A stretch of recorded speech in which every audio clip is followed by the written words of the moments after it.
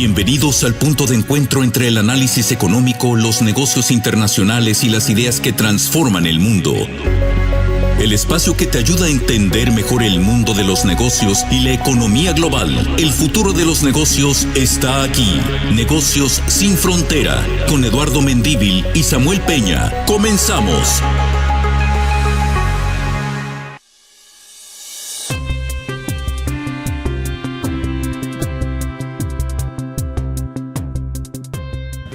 ¿Qué tal? Muy buenas tardes, tengan todos ustedes. Bienvenido a un episodio más de Negocios sin Fronteras, transmitiendo desde el Tecnológico de Monterrey, programa de la división de Business School del TEC de Monterrey.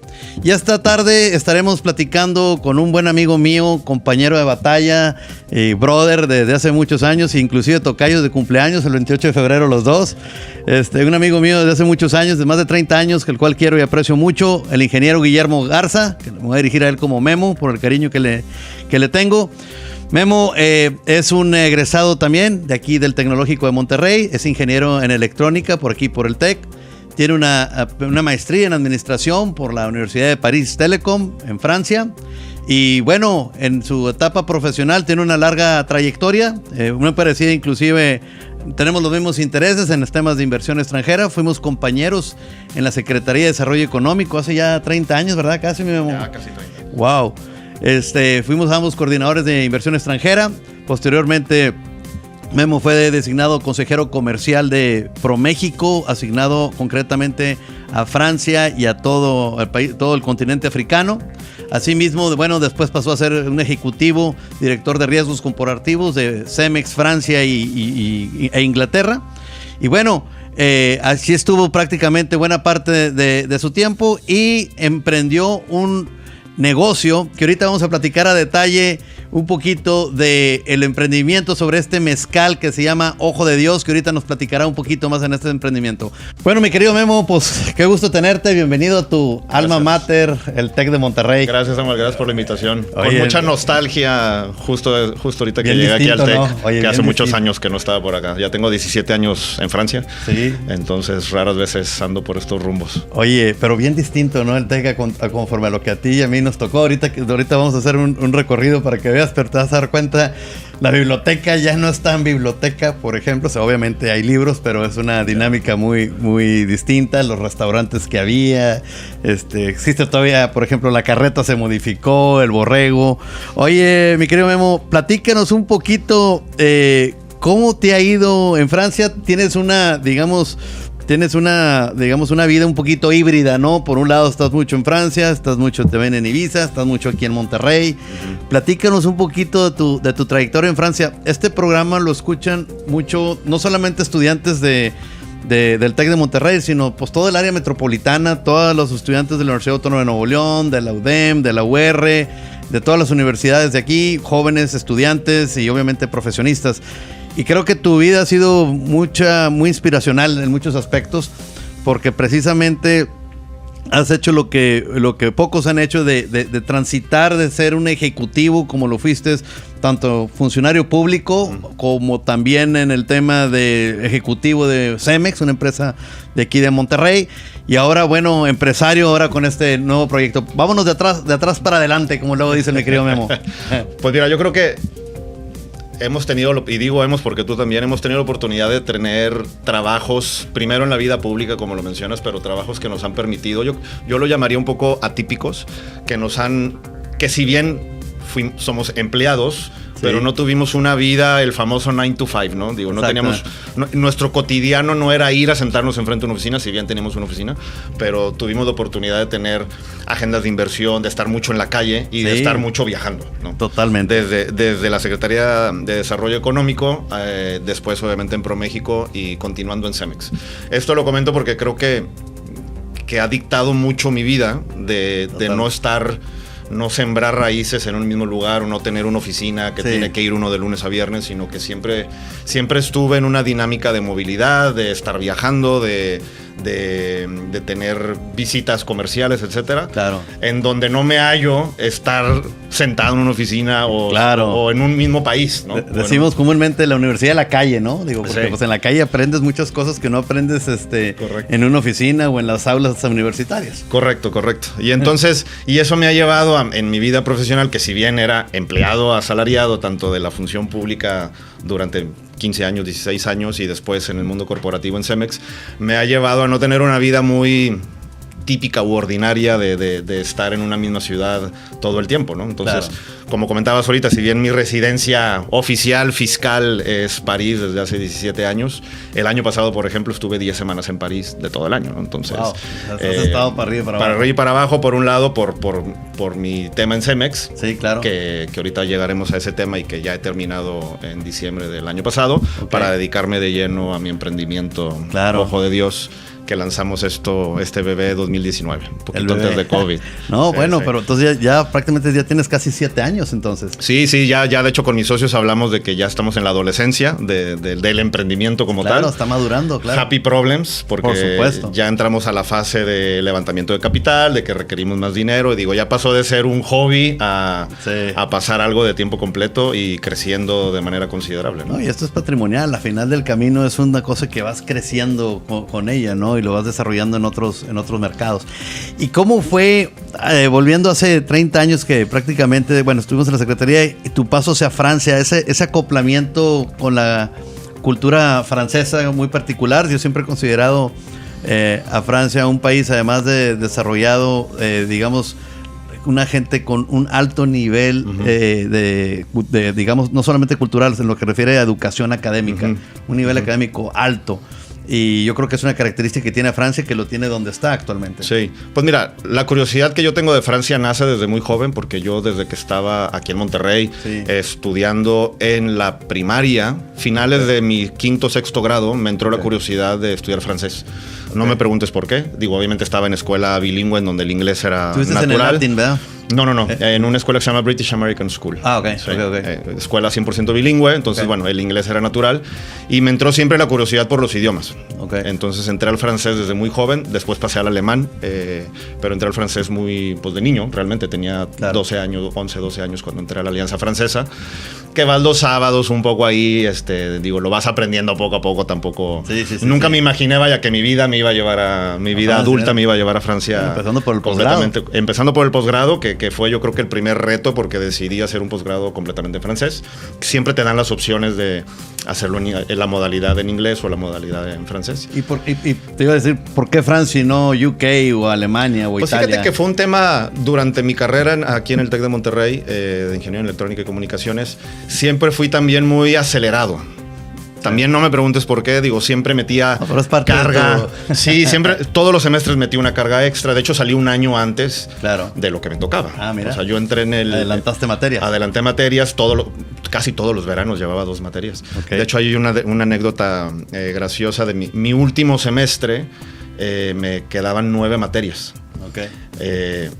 Y fui a hablar con el director de carrera y me decía que no era posible que llevara tanta carga. Y le dije, es que no quiero llevar 6, 7 y luego el último semestre. Además, casi siempre adelanté toda la parte operativa de mi carrera. Entonces, al final me quedaba, me acuerdo perfectamente, valores 1, 2 y 3.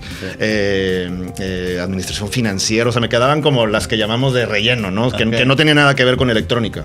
Lo cual se me hacían un poco más sencillas o fáciles de poder meter. Al final hablé con el director de carrera varias veces y me dejó meter... ¿Lo convenciste? Lo convencí y me dejó meter todas, porque aparte yo en mi último semestre yo ya tenía las pláticas de irme a estudiar a Francia en la maestría.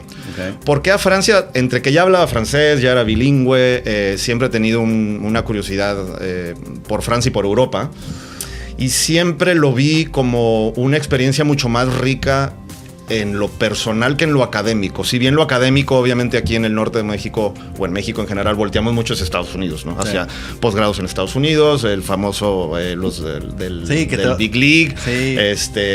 Quizás es por la cercanía y la interacción permanente con ellos. No, y la excelencia académica, ¿no? Cuando uno, a nivel global, cuando uno habla de excelencia académica, las universidades americanas están ahí siempre, ¿no? Pero yo no sé, yo me orienté más por el tema, me va a dar una experiencia mucho más rica en lo personal, quizás que en lo académico. Cuando uno va a Estados Unidos a la maestría, pues no sales de Estados Unidos.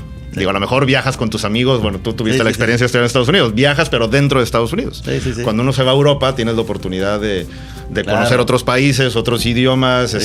Hoy en día sigo teniendo muchos amigos de la época de estudiante que viven ahora en Egipto, que viven en muchas partes. Y con la ventaja de las redes sociales. Sí, y que me ha abierto muchas puertas también para mis emprendimientos, ¿no? Claro. Entonces, te vas allá con el tema de lo de la maestría y luego, digamos, regresas, te entra ese gusanito y luego te incorporas a ProMéxico. Sí. En donde también incluía el continente de África, tengo entendido. Qué padre experiencia. Sí. No hay mucha presencia de empresas africanas aquí, pero por ejemplo aquí tenemos una de de los de Hershey, proveedor de Hershey, importan el cocoa de Nigeria. Pero hay muy pocas realmente. ¿Cómo te fue en esa experiencia, tanto haber manejado Francia en el tema de inversión, que bueno, sí hay muchas empresas francesas? Memo, tuve la oportunidad él nos recibió en muchas ocasiones allá como delegación de Nuevo León. Fuimos en aquel entonces con el licenciado Natividad, exgobernador de Nuevo León, que ya estuvo también aquí en el programa. Después estuvimos con Rodrigo, fuimos con el ingeniero Jaime Rodríguez, el Bronco, que ayer amablemente siempre nos recibiste. Íbamos a ver, nos llevaba también a la casa del embajador en las fiestas que se hacían de la embajada. En varias ocasiones coincidimos con las fiestas de septiembre, ¿te acuerdas? Y con el Paris Air Show. Y aparte, Le Bourget. Con Le Bourget, que siempre había una recepción oficial a la delegación. Claro. Entonces me tocó mucho interactuar. Y bueno, y te tocó conocer hasta presidentes y pues me tocó gestionar visitas de Estado, visitas de... Te vi en varias fotos Felipe ahí Calderón, del presidente Peña también. Y tuve pues es que aparte tuve la coyuntura que el ahora presidente Emmanuel Macron, pues fue ministro de Economía. Antes de ser presidente. Entonces, Ildefonso Guajardo, secretario de Economía, que venía mucho a Francia, tanto a temas de Francia como a temas de la OCDE, que la sede es en París, pues coincidíamos mucho en reuniones con el ahora presidente Macron, ¿no? Por ahí sales en una foto que yo vi, se me va a olvidar, que sale el licenciado Ildefonso Guajardo con Macron, y tú estás parado, haz de cuenta que al lado de ahí. Sí, una bilateral de 4 personas. Una bilateral. Qué padre ver, esas oportunidades son únicas, pues ahorita, hoy en día es un presidente, ¿quién iba a imaginar que iba a ser esa foto? Yo la presumo como si fuera presidente, pero realmente era ministro de Economía en ese momento. Pero qué padre, qué orgullo. Y también te vieron muchas fotos ahí con el presidente Peña Nieto en delegaciones que fueron para allá, ¿no? También. O sea, estuviste técnicamente, digamos, como consejero comercial hasta que ProMéxico desapareció. Sí. Yo estuve, como decimos, como los del violín del Titanic. Estuvimos tocando hasta que se hundió el barco completamente. Literalmente te tocó agarrar la puerta, ¿no? Me tocó cerrar oficinas. Me tocó cerrar, que fue un proceso muy duro. Cerrar oficinas, correr a toda tu gente, a tu equipo de trabajo, etc. Sí, yo siento, y esto lo digo a título personal, siento que fue un gran error por parte del gobierno federal haber cerrado esas oficinas de ProMéxico. Hicieron un gran trabajo. Muchas de las inversiones, por ejemplo, francesas que están aquí, fueron gracias a ustedes y el equipo que hicimos en traérnoslas, y muchas de las que te tocó a algunas otras entidades. Hubo algunas empresas que ganamos, otras que no, pero al final del día fue un muy buen trabajo en el posicionamiento de marca. La semana hace como casi 3 semanas, estuve platicando con una ex ProColombia, y a ella le tocó toda esa parte también de ProMéxico, y todavía está a cargo de eso. Y es increíble, por ejemplo, ProColombia, cómo les ha ayudado precisamente a marcar el posicionamiento de la marca Colombia. Y vaya que ellos tuvieron... Pues México también lo ha tenido, por ejemplo, el tema de las drogas y todo el tema, el problema que tuvieron a los finales del siglo pasado, de los 90s. Le cambió la imagen. Hoy en día vas a Cartagena y es un lugar totalmente Medellín igual. O sea, le dieron la vuelta a la tortilla, como decimos, un giro de 180 grados, que ha cambiado mucho la imagen. Y eso creo que se va a necesitar en México tarde que temprano, otro equivalente a ProMéxico, aunque sea de control de daños, porque también hemos sido muy afectados por las mismas situaciones del narcotráfico. No, los más incrédulos, mis amigos latinoamericanos, porque obviamente en París había una oficina de ProColombia, de ProPerú, de ProChile, y pues con el tema de lo de la Alianza del Pacífico, ¿te acuerdas? Hacíamos mucha mancuerna. Y ellos eran los mayores incrédulos de la desaparición de ProMéxico, porque ProMéxico, ellos siempre nos han visto nosotros como el Big Brother, ¿no? Como el hermano mayor, y cómo hacíamos bien las cosas. No digo de ProMéxico, me refiero a México país. Y éramos como el ejemplo a seguir. De México ha hecho esto, vamos a hacerlo de esta manera también. Y cuando se anuncia la desaparición de ProMéxico, ellos eran los más... Sí, fue un cambio terrible. Somos el único país México es el único país OCDE sin una agencia de promoción de inversiones. Digo, ese dato. No, y es triste. Digo, yo lo he visto, por ejemplo, me ha tocado estar yendo. Por ejemplo, me tocó continuar yendo mucho a China. Como sabes, ahí estuve en Hisense. Después me tocó ir a, por ejemplo, a temas de Corea. Igual sucedió lo mismo. Y sí se extraña esa parte porque al final del día nosotros veíamos a ProMéxico como tener una oficina allá. Entonces era como tu pie de casa, por llamarlo de alguna manera, ¿no? Y aparte todo tu equipo que tenías nos hacían sentir el brazo así. operativo, ¿no? Era un brazo operativo y llegábamos, sabíamos que podíamos llegar ahí, tenemos una computadora donde podemos mandar correos, etcétera. Recibimos a varias empresas en las oficinas de ustedes también. O sea, fue una época muy padre. ¿Y tu experiencia en África? Pues eso fue muy divertido porque, como comentas, México no tiene una gran presencia en África. De hecho, tenemos solo 8 embajadas de México para 54 países, que es el continente. Y nos tocó, gracias al liderazgo de Ildefonso Guajardo, realmente, en la presidencia de Enrique Peña Nieto, que fue el que dijo, oye, tenemos que hacer un poco más con África. Y él me encargó ese proyecto de desarrollar primero una estrategia, de decir cuál va a ser la estrategia de México en el continente. Tú ahorita mencionabas empresas africanas en México. Precisamente la estrategia no era traer a empresas africanas, la estrategia era internacionalizar empresas mexicanas. Sí, exportar. O sea, era llevar, pues no tanto exportar, porque también es muy complicado el tema de exportación, es agarrar empresas mexicanas del sector automotriz, por ejemplo, que hay una cadena de valor importante en México y en Nuevo León, y decir, abre una planta operativa en un país africano. O sea, era la estrategia inversa. Expandir. Que siempre México, pues hemos sido un gran país receptor de inversiones, ¿no? Sí. Y una máquina exportadora, sobre todo hacia Norteamérica, pero nos ha faltado el decir, oye, ¿por qué no agarro mi empresa y abro una planta operativa allá? ¿No? Yo siempre he dicho que en México de alguna manera vivimos una especie de incongruencia. Por un lado, es el segundo país con el mayor número de tratados de libre comercio. Tenemos 13 con 52 países. Pero por otro lado, al igual que Canadá, somos el país menos diversificado del planeta. Ponemos ahora sí que todos los tomates en la misma canasta. Y es Estados Unidos. Entonces, en la retórica, promovemos mucho la apertura de mercados, como tú ahorita decías, el tema de África, el tema de Europa. Pero en la práctica todavía estamos concentrados en un solo mercado, que es el de Norteamérica. Y eso creo que es ahí un reto, una asignatura pendiente que tenemos en México. Y yo creo que indirectamente es lo que nos ha hecho daño, en el sentido... Daño me refiero para que el empresario mexicano se atreva un poco a salir del país, no a exportar, sino realmente a abrir plantas operativas. Yo en todos los proyectos que llevé, te encontrabas mucho con la respuesta de... ¿Pero para qué? Si me va muy bien vendiéndole aquí al americano. O sea, como ¿para qué tengo que diversificar?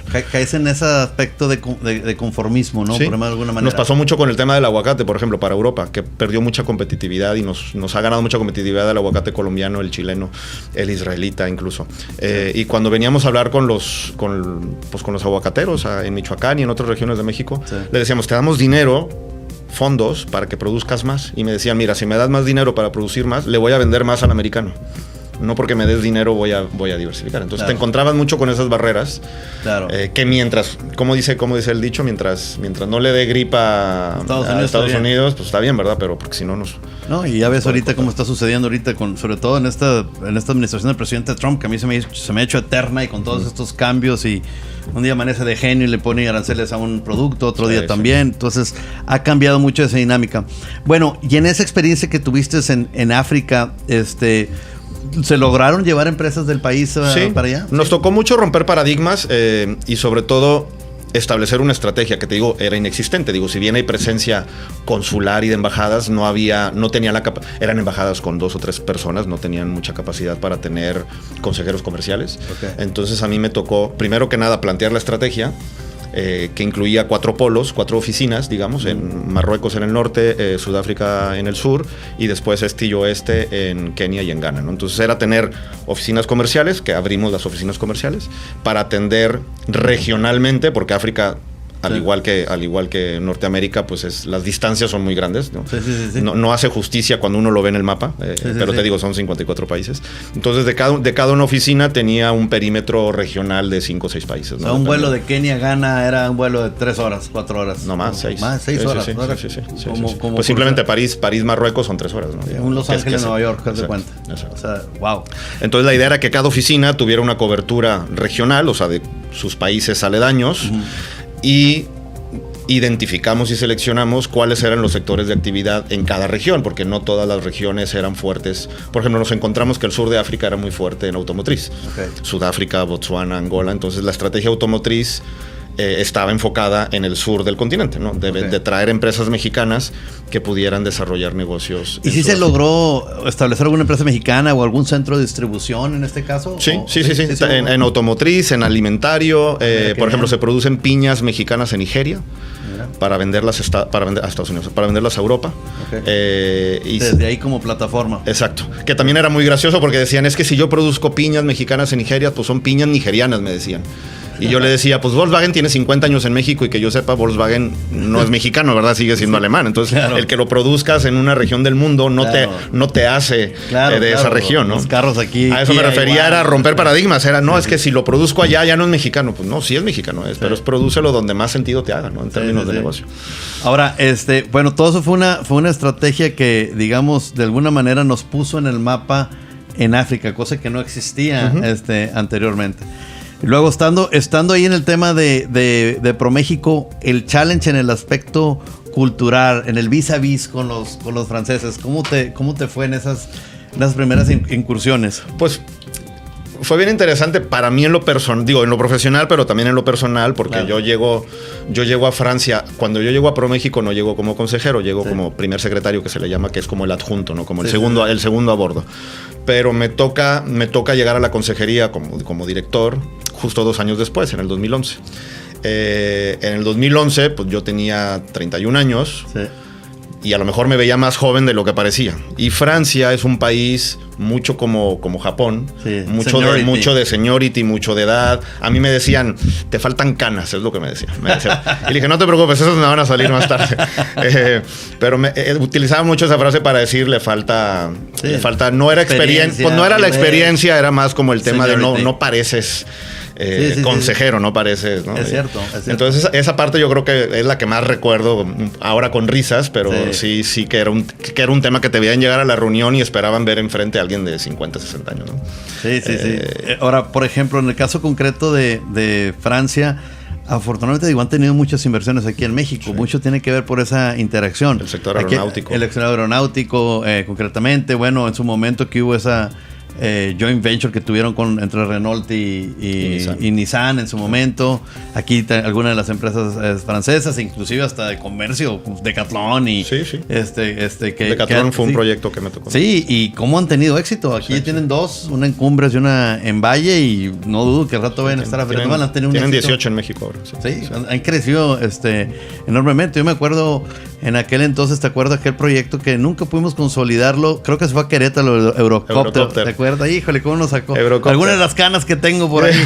Fueron años de negociación. Híjole, sí me acuerdo. Esa fue la época de Felipe Calderón, 2009. Sí, lamentablemente ese proyecto se dio en el mismo timing en donde la inseguridad en Monterrey subió mucho. 2010, 2011. Es correcto. De hecho, se anuncia la inversión de Eurocopter, ahora Airbus Helicopters, el 2012, y se anunció en Querétaro. Sí. Pero fue en ese momento muy puntual de la historia de Nuevo León que no nos permitió en ese momento traernos esa. Fue una situación muy difícil que vivimos en aquellos años. Afortunadamente, fíjate, a fruto de eso nació Fuerza Civil en aquel entonces, y hoy en día todavía está, inclusive está mejorada. Creo yo que fueron algunos de los aciertos que tuvo en aquel entonces, con todos sus defectos que pudo haber tenido Rodrigo Medina, pero ese en particular creo que fue muy bueno en el tema de la Fuerza Civil, que hoy en día, digamos, todavía las vemos patrullando aquí en las calles, ¿no? Entonces, después continúas ahí en ProMéxico, toda la parte del sexenio de Felipe Calderón, la parte del presidente Peña Nieto, que agarró mucho auge porque pues Ildefonso, pues al final del día es un internacionalista, ¿no? Con toda su experiencia, ¿no? Sí. Y de alguna manera se la transmitió a ustedes, ¿no? Como parte de su equipo. Correcto. Y nos tocó Enrique Peña Nieto, al igual que Felipe Calderón, pero Enrique Peña Nieto fue un presidente que salió mucho del país, que viajó mucho, muchas visitas de Estado, siempre acompañado de un grupo de empresarios mexicanos. Entonces, a mí particularmente, pues me tocó la fortuna que venía mucho para Europa y venía mucho a Francia. Eso es lo que ha faltado. Yo me acuerdo cuando empezaron el tema del carrusel, el Tren Maya, porque le digo un carrusel, realmente es un carrusel. cómo me hubiera gustado que muchos, o sea, que hubiera ido López Obrador, oye, vete a dar una vuelta a usar los trenes de Europa, a usar los trenes de Japón, el Shinkansen, el Ketex en Corea y demás, para que veas lo que realmente son trenes, ¿no? Sí, y no caigamos en lo que ahorita lamentablemente tenemos. No, y además un presidente que no sale, como fue el caso de López Obrador. Sí. Yo lo veo como internacionalista. México pierde protagonismo en el exterior. O sea, cuando tú como presidente no estás presente en visitas de Estado en otros países, que a lo mejor es mucho marketing político, sí, pero México como marca deja de estar presente también en la imagen de los inversionistas extranjeros. No, totalmente. Y si eso le agregas algunas de las políticas económicas que se adoptaron, pues peor tantito, a final del día. Pero nos tocó vivir un periodo muy padre. Digo, nos tocó porque a pesar de que yo estaba en el gobierno estatal, digamos, hubo mucha interacción, hacíamos muy buen equipo con ustedes, recuerdo, o sea, yo creo que somos un ejemplo en ese sentido, porque hicimos equipo en la atracción de inversión con cada uno, tanto contigo como la que estaba de ProMéxico en Japón, en China, en Corea. Sí. Teníamos una muy buena dinámica con ProMéxico, fueron tiempos que hoy en día se extrañan demasiado, sí, o sea, hoy en día prácticamente las entidades federativas se están rascando con sus propios uñas. Sí. No, y además que ProMéxico siempre fue una entidad, la entidad política menos burocrática, si lo quieres ver así, más business oriented del gobierno federal, y sobre todo, que creo que era lo más importante, sin color. Atendíamos a gobiernos del PRI, del PAN, bueno, Morena no había mucho en ese momento, pero bueno, de todos los colores. Atendíamos de todos los colores realmente ni preguntaba de dónde venía, y no era un tema, era simplemente atender. Claro. Nos vamos a ir a un corte comercial, y ahorita que regresemos vamos a comenzar a platicar precisamente del emprendedurismo aquí, de las botellas de mezcal de Ojo de Dios. No se vayan, regresamos. Estamos platicando con Memo Garza, emprendedor y ejecutivo mexicano en Francia.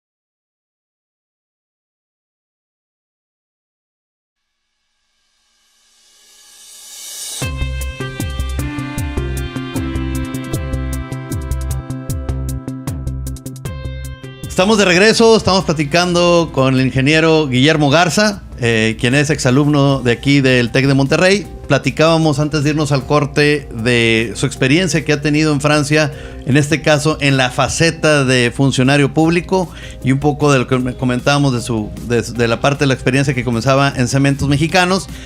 Y queríamos pasar tu experiencia de Cemex y el mezcal Ojo de Dios. Platícanos cómo te fue naciendo simultáneamente siendo ejecutivo de esta empresa de Cementos Mexicanos. Pues mira, la coyuntura se da por mi mejor amigo, uno de mis mejores amigos mexicano en Europa, Eduardo Gómez, que le mando un saludo, que él tiene mucha experiencia en el mundo en el mundo del comercio y del mundo de alcoholes. Él fue ejecutivo de Grupo Modelo en Europa.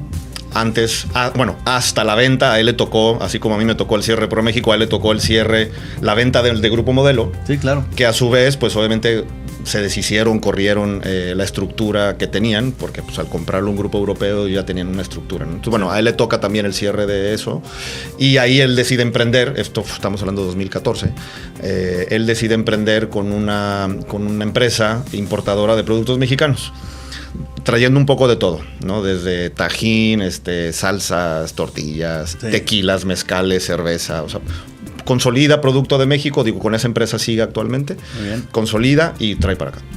Trae para Europa, perdón, 100% Europa. Y en base a eso, obviamente siendo mejores amigos, teníamos ya varios años diciendo hay que hacer un negocio juntos, pero no sabíamos exactamente de qué. Sí.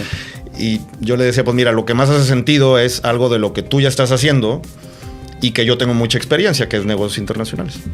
Entonces de ahí salió el tema de por qué no hacemos nuestra marca de mezcal, en donde aprovechamos la estructura existente de su empresa primaria. Sí, la comercializadora. Y aprovechamos pues mi red de contactos, claro, acceso a mercado, cómo exportar, el cómo vender en mercados internacionales, claro. Mi red de contactos en África y en otros países de Europa. Sí. ¿También ya lo estás vendiendo en África? Ya estamos en Marruecos. Sí. Mira. Y bueno, entonces primero que nada juntamos, que lo más importante es el capital humano, entonces juntamos un equipo de socios, porque dijimos, esto no lo podemos hacer solo, tenemos que tener en el equipo gente que ya tenga experiencia en la industria, ¿no? Porque al final lanzar un producto como un mezcal en donde ya hay mucha saturación, es decir, hay muchas marcas en el mercado, más de tequila que de mezcal, que también por eso dijimos tequila no, porque hay muchas más marcas. Ya está tequila chino inclusive. Sí. Entonces, primero creamos un grupo de socios, digo, los socios fundadores, digamos, ¿no? Que tienen mucha experiencia en la industria. Y después empezamos con los contactos que ya teníamos en México de productores de mezcal, entre otras cosas, para arrancar el producto. Esto lo arrancamos la idea como tal empieza en el 2019.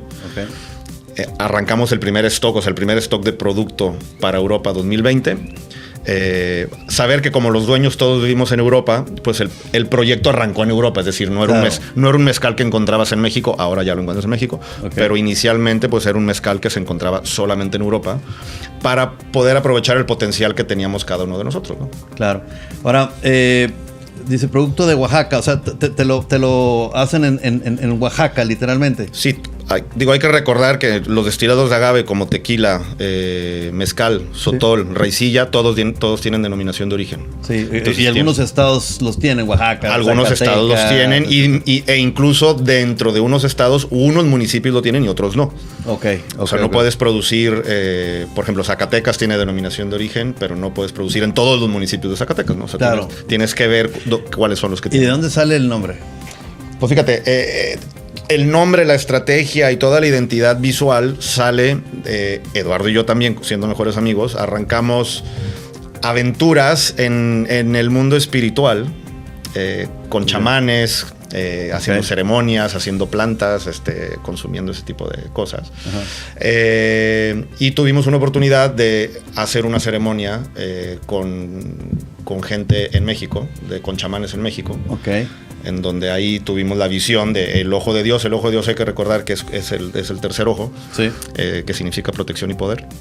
Y entonces de ahí decidimos y honramos, si te fijas en las etiquetas, en la parte de atrás, dice que honramos toda la cultura huichol, que la parte de huichol es lo que tenemos en la identidad visual de la marca. Sí, que todo. Oye, qué bien. Entonces comienzan en el 2019, digamos un proyecto para venta de mezcal exclusivamente en Europa. A mí se me quedó muy claro en una ocasión que tú y yo platicamos, en donde, o sea, me platicaba decir, bueno, el objetivo de no vender el mezcal al principio, pues porque aquí ya hay muchas marcas de mezcal que no me voy a poner a competir con ellos. A mí me interesa en todo momento el mercado europeo. Y se me hizo la verdad una idea muy, muy sabia, porque pues, o sea, el mezcal, a diferencia del tequila, falta una mayor penetración de mercado. O sea, poca gente realmente, digamos, relativamente hablando, lo conoce. ¿No batallaste, por ejemplo, cuando llegabas, no sé, a restaurantes o a centros de distribución en Francia, que te compraran la idea del mezcal? Un poco sí al principio. Obviamente arrancamos el proyecto país por país. Nos arrancamos en Inglaterra, que era el país en donde mi socio Eduardo, digamos, más conoce y más ya teníamos. No arrancaste en Francia, sino en Inglaterra. Arrancamos en Inglaterra. Arrancamos en Inglaterra como primer país. De hecho, hoy Inglaterra sigue siendo el primer, en ventas, el primer mercado. Sigue siendo el primer mercado.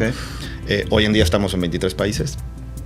Mayoritariamente en Europa, pero ya estamos también en Norteamérica, en Estados Unidos, en Canadá, en México, en Dubái, por ejemplo, y en Asia, ¿no?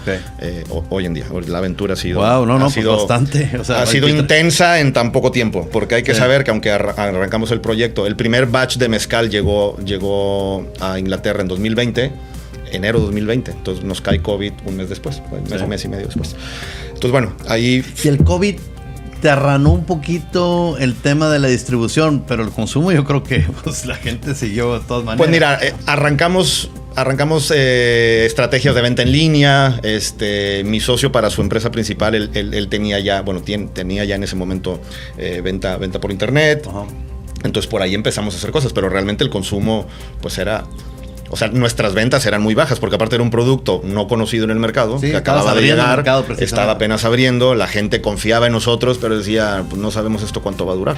¿Y cómo sucede, por ejemplo, yo no, ahora sí con mi total desconocimiento en la industria, o sea, tú llegas, por ejemplo, vas más con los distribuidores per se, por ejemplo, en el caso de Inglaterra o de Francia, versus, o sea, a ellos son a los que les toca directamente la venta directa, vaya la redundancia, con los restaurantes y, digamos, los consumidores. Sí, como funciona es, en cada país tenemos un distribuidor nacional. Sí. O regional, por ejemplo, en el caso de Ibiza, que es uno de los mercados más importantes para nosotros, tenemos un distribuidor en Ibiza, ¿no? Porque es una isla, es muy particular. Digo, aunque forma parte de España, no es el mismo distribuidor nacional en España que tenemos. Pero cada país pasamos por un distribuidor nacional. O sea, nosotros le vendemos al distribuidor y el distribuidor es el que ya tiene clientes, cuentas de bares, de restaurantes. Y por ejemplo, cuando, voy a decir, imagínate una hipótesis, que tienes un distribuidor, por decirte algo, en Italia, y ves que las ventas no son como las que tú quieres, quisieras tener más y más. Ahí como, o sea, le dices, voy a meter otro distribuidor, porque de alguna manera te puedes meter un balazo en el pie solo, ¿no? O no manejas tipo contratos de exclusividad con algún distribuidor en específico. Me refiero porque, pues es como si, por ejemplo, en una concesionaria de automotriz, agarras una concesionaria de carros Kia en una ciudad pequeña, no sé, voy a decir, Ciudad Victoria, Tamaulipas, y pues a lo mejor si le llevas otro Kia ahí, pues le vas a dar en la torre a tu mismo concesionario. ¿No te sucedería algo así con tus distribuidores? Aquí lo que pasa es lo siguiente. Obviamente tú vendes yo vendo un distribuidor, que obviamente es un distribuidor de alcoholes, por lo cual tiene N referencias, ¿no? Podrá tener, porque vende vodka, whisky, ron, ¿no? No le va a poner atención especializada a mi producto. Quizás tenga otros mezcales, ojo, quizás tenga 1 o 2 mezcales. Tratamos de trabajar con distribuidores que no tengan ya destilados, o que tengan tequilas, pero que no tengan tantos mezcales. Pero bueno, nos pasa que trabajamos con distribuidores que tienen otras marcas de mezcal también, ¿no? No podemos evitarlo. Pero sí, la primera etapa es la etapa en donde vemos cómo trabajan ellos. Y 2, ahí es donde entramos nosotros como socios, en donde los mercados de interés o los mercados importantes, mencionabas Italia, por ejemplo, en Roma, pues tenemos que tener contratamos un embajador, lo que le llaman brand ambassadors, un embajador de marca, o sea, un memo de hace 15 años que sigue saliendo de fiesta, que sigue en el mood, ¿no? O sea, alguien más joven. Claro, bien conectado con los bars. Quizás es bartender, quizás trabaja en la barra, entonces tiene su red de bartenders en los buenos restaurantes y bares en Roma. Entonces trabajamos con ese tipo de gente. Es decir, contratamos a esa gente que le va a ayudar al distribuidor a vender un poco más. Ellos, digamos, llevan una especie de comisión adicional. Exacto. Sí, no los tenemos como empleados, pero tienen ahí una iguala mensual a través de comisiones, de cuánto están vendiendo y demás, ¿no? Entonces tratamos de activar el mercado para ayudar al distribuidor y que el distribuidor diga, oye, esta marca, fíjate, que eso nos ha ayudado mucho a nosotros porque los dueños vivimos en Europa. Entonces, por ejemplo, ahorita hablábamos de Ibiza, pues bueno, yo estoy casi de base ya en Ibiza. Entonces, bueno, el que el distribuidor diga, oye, uno de los dueños casi tiene casa aquí, que está aquí todo el tiempo, entonces nos da un valor agregado a otras marcas que quizás mandan el producto, pero no tienen presencia física in situ, tanto del personal, o sea, tanto de nosotros como socios, como del producto. Nosotros tenemos una bodega en Inglaterra y una bodega en Holanda. Ahora, por ejemplo, otro socio ahorita que me mencionabas que tiene una mayor expertise en el caso concreto de Inglaterra, Entre ustedes están divididos, por ejemplo, él, no sé, Inglaterra, Gran Bretaña, Escocia, Irlanda, correcto, etcétera, y tú vas por este lado. Correcto, nos dividimos los mercados entre ustedes mismos, entre todos. Un poco como se va dando, cuando digo como se va dando es ¿quién ya conoce? Por él que está en Inglaterra, obviamente Escocia, pues digo, todo lo que es UK, pues lo lleva él, porque bueno, él ya tiene más conocimiento de la plaza. Obviamente Francia, el idioma es importantísimo, entonces tienes que hablar el idioma, entonces es importante que tanto París como todo el sur de Francia, que son mercados importantes, Saint-Tropez, Niza, Cannes, el Festival de Cannes, por ejemplo. Saint-Tropez me imagino que debe ser un unique, ¿no? Pues va toda la gente de todo el jet set, nivel, ¿no? Digo, set, Ibiza, Saint-Tropez y Mykonos, pues es el jet set, y bueno, y Dubái, ¿no? Sí. Es el jet set a nivel mundial, inclusive. O sea, inclusive muchos empresarios de Norteamérica se van para allá y tienen sus yates, etcétera, ¿no? Sí. Ahora, ¿cuál ha sido los mayores retos que te has enfrentado? Así que lo más difícil. O sea, por ejemplo, no sé, pensaría yo, ahorita mencionabas algunos mercados asiáticos. ¿No te ha costado un poquito más, a lo mejor de recursos, pero penetrar en el mercado asiático, quizás por la misma idiosincrasia, el tipo de desconocimiento del mezcal, literal? Yo creo que el mayor reto, ha habido varios obviamente a lo largo de la aventura. Yo creo que el primero, o sea, al inicio nos encontramos con el reto de hacer entender, como arrancamos en Europa, no arrancamos en México, hacer entender, primero que nada, a mis socios, porque Eduardo es uno de mis socios, pero tengo otros socios que no son mexicanos, ¿verdad? Que son ingleses. Entonces, de entrada era hacerles entender a mis mismos socios a la velocidad en la que se trabaja México, ¿eh? Sí. Y no es la misma velocidad Monterrey que Oaxaca, ojo. Totalmente. Entonces, primero era eso, y más en un producto artesanal, histórico como el mezcal, ¿no? Sí. Estás hablando con maestros mezcaleros, nuestro maestro mezcalero es de cuarta generación. Entonces, hablas con gente, familias que tienen toda su vida produciendo esto. Sí, generación tras generación. Que de repente llegues y les digas tú con tu saquito y muy de negocios. Muy Catrín. Necesito 4,000 botellas de aquí al lunes, pues voltean y se ríen, te dicen, no hay. Y aunque lo puedan hacer, o sea, dicen, no, pues yo voy a mi ritmo, a mí no me puedes acelerar. Claro. Entonces, el primer reto fue toparte con cómo se trabaja en Oaxaca, cómo trabajan este tipo de producto y alinearte, hacerles entender que a veces habrá que echarle doble kilo, pero también entender que ellos trabajan así. Entonces, como son los artesanos del textil, de ciertas cosas, no estás hablando con líneas de producción del sector automotriz, ¿no? Pero fíjate, Oaxaca es un caso bien raro. Por ejemplo, te vas a los hoteles y son tan caros los hoteles. O sea, son hoteles de 4,000, 5,000 pesos la noche. O sea, lo mismo que si estuvieras aquí en Monterrey en una buena zona. Sin embargo, no contrasta mucho con el tipo de consumo, por ejemplo, que en los restaurantes es un poquito precios más económicos. Oaxaca tiene una coyuntura en donde, a diferencia de Monterrey, digamos el 80-20 en Monterrey es población económicamente activa y que está formalizada, es decir, paga impuestos, ISR, tiene seguro social, etcétera, etcétera. Hay poca informalidad, entre comillas. En Oaxaca estamos exactamente al revés. El 20% nada más es economía formal. Sí. O sea, un empleado que tiene todo su paquete de beneficios, seguro social, pagan impuestos sobre nómina, ISR, etcétera. Y versus los demás que son los que de la economía informal, que es el 80% de la economía de Oaxaca, ¿no? Y los 500 y fracción de municipios que creo que tienen en el estado.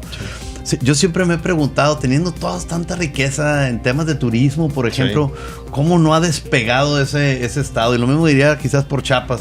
Todavía Michoacán hay algunas cosas que por ejemplo, tienes todo el tema para empezar, la entrada del puerto de Lázaro Cárdenas, que genera un montón de dinero. Sí.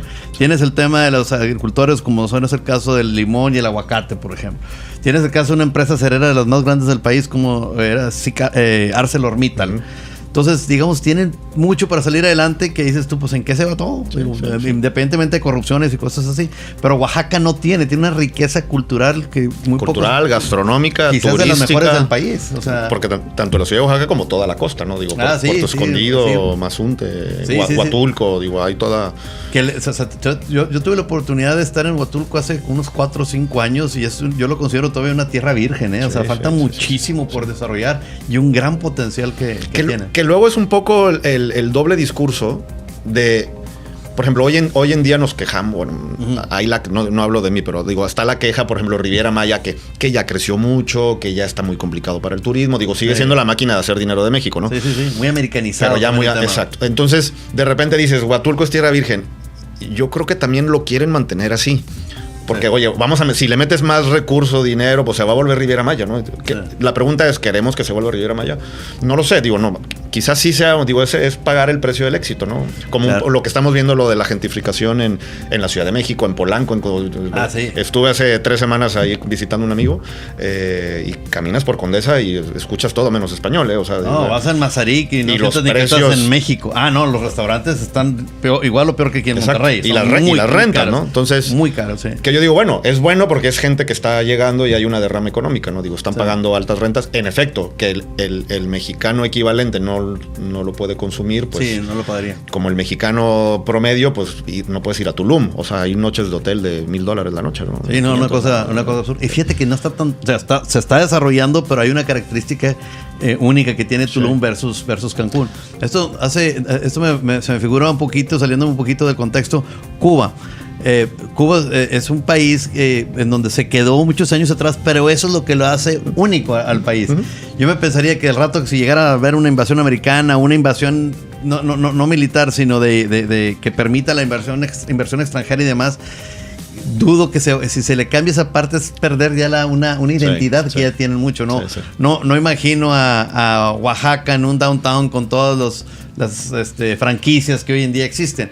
Lo que lo hace único es precisamente toda su infraestructura cultural que tiene, ¿no? Bastante. No, y por ejemplo, volviendo al tema del mezcal, pues los mezcales, como la botella dice, son mezcales artesanales. Es decir, el proceso del mezcal no se deja, es decir, la misma industria mezcalera no quieren industrializarlo, que sí sucede en el tequila. Sí. O sea, el paso a paso de la producción del tequila y el mezcal es exactamente el mismo, es decir, los pasos que tienes que hacer. La diferencia es, y también es por qué se puede producir mucho más en volumen de tequila, pues es porque está industrializado, ¿no? O sea, por ejemplo, hornear los agaves, las piñas, que le llaman hornear los agaves para el tequila, pues las metes en un como horno de microondas y le pones ahí 4 horas y en 4 horas sale. Nosotros horneamos en 2 semanas, entonces de 4 horas a 2 semanas, ¿no? El proceso.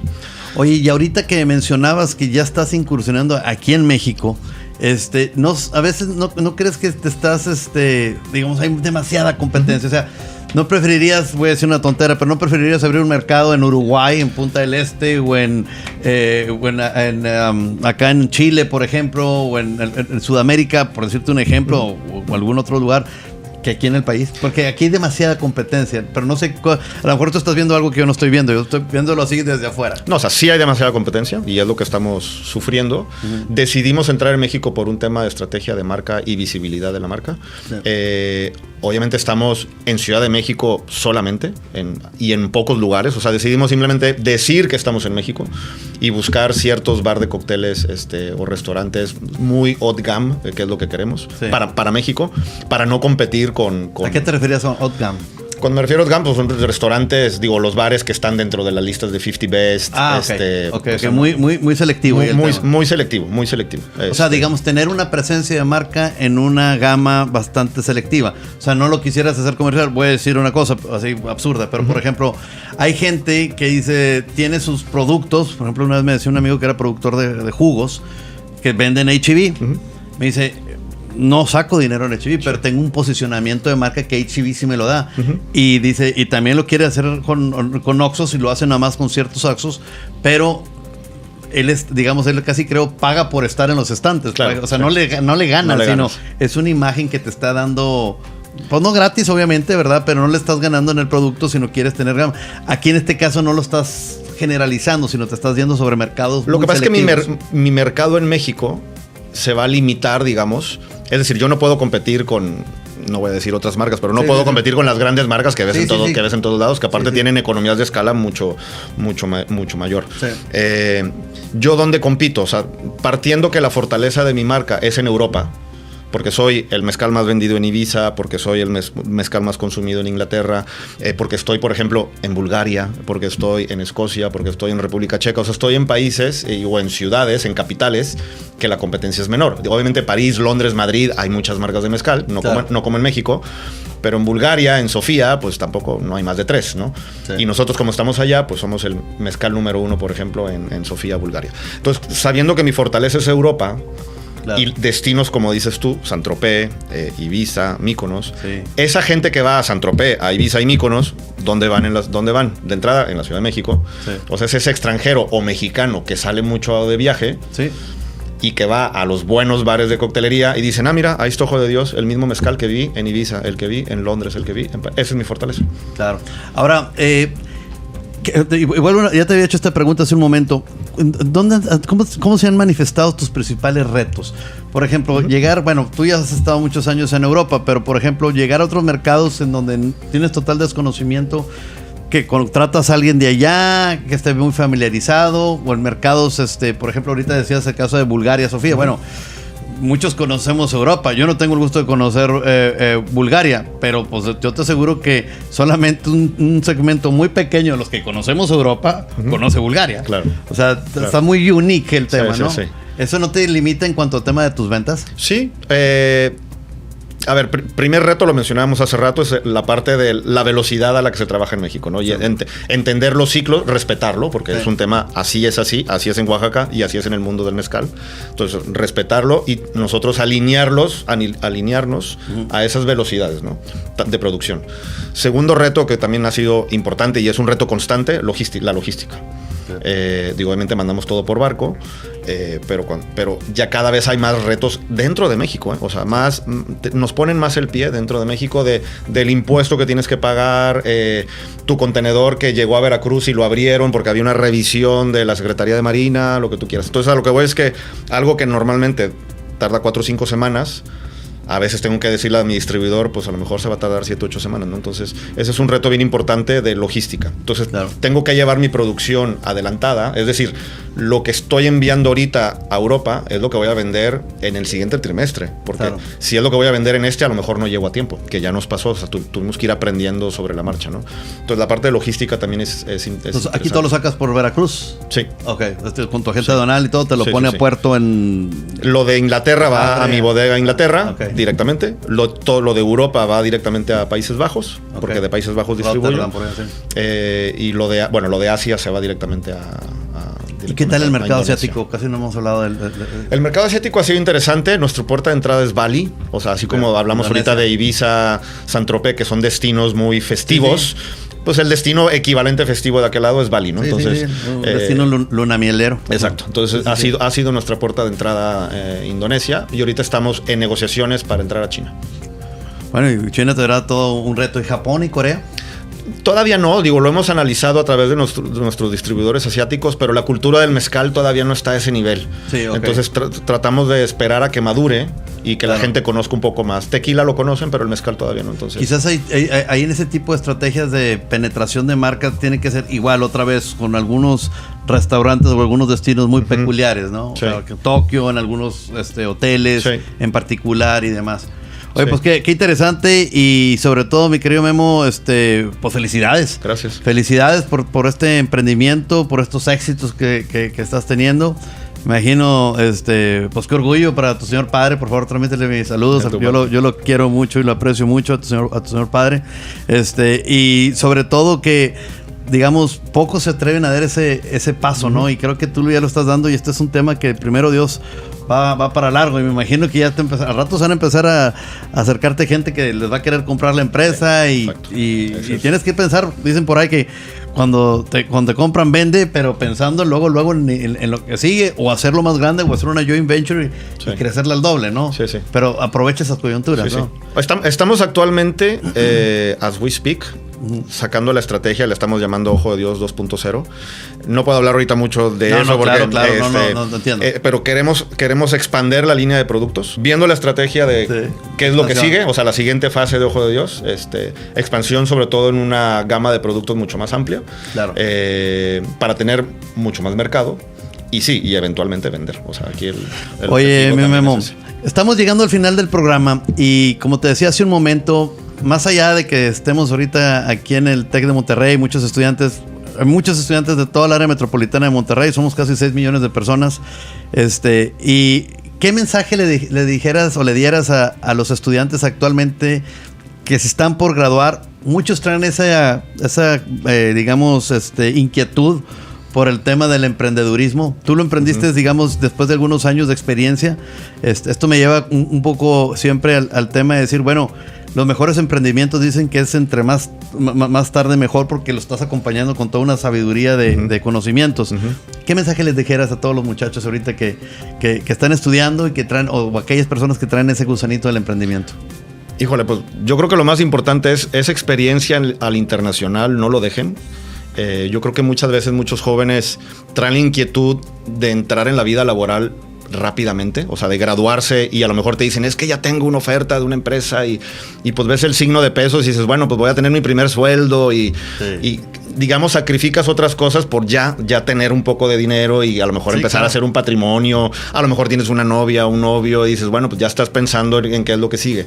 Pero creo que la experiencia de internacional, de decir, voy a tomarme una maestría en el extranjero, 6 meses en el extranjero. Sálganse del país. Yo les digo, salgan del país, eso te abre muchas cosas. Totalmente. Te abre muchas puertas, pero te abre una visión en tu mente que no tienes. Totalmente. Y ese sueldo que te están ofreciendo, yéndote al extranjero, vas a regresar y va a ser mayor de lo que te están ofreciendo ahorita, créemelo. O sea, no, esa oportunidad no se te va a ir, sino se va a mejorar, va a evolucionar. Oye, había un profesor, una persona que hace mucho trabajo aquí en el TEC, se llama Rodolfo Bello, decía que el principal, hay 3 drogas que sin querer cae uno. Uno es precisamente las drogas per se, que es un tema muy, muy, muy malo.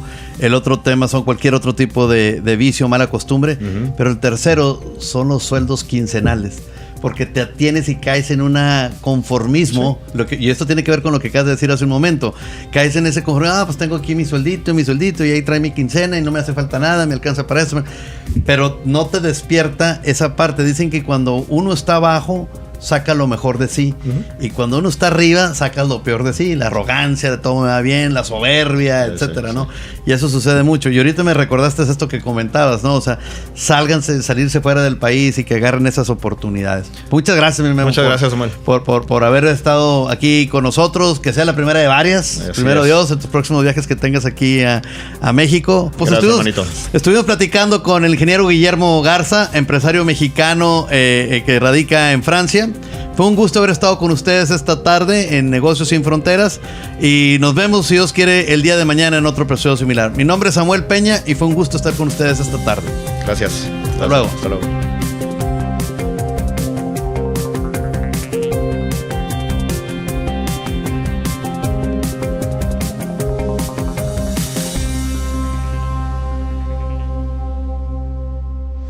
Que el conocimiento se convierte en oportunidades. Esto fue Negocios Sin Fronteras.